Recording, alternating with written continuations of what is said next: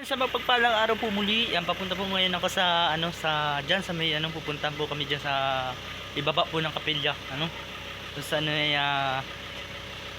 shout out po yan sa ating lahat. Papunta po kami ng simbahan pala, may church po ako ngayon.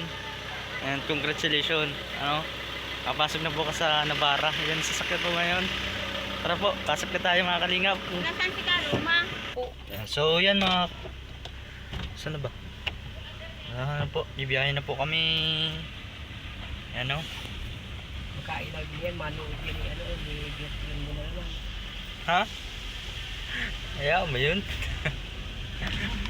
Kasi yun. Ayan. Yun, kaya nga ako kadalasan ay nakapag-isip nakapag-isip ng content. Siyempre, iba-iba tayong content. So tayo, alam ko naman natin na mga kalingap, mga kababayan, ay konting saya lamang, yung magpapabago sa ating sarili, yung hindi tayo pirming problemado. Ayan. Kaya nga sabi nga ni Lord, si Lord kasi nibiyayaan niya sa amin. And thank you so much po, and God bless. So yan na po, alis na po kami, biyahe na po ngayon.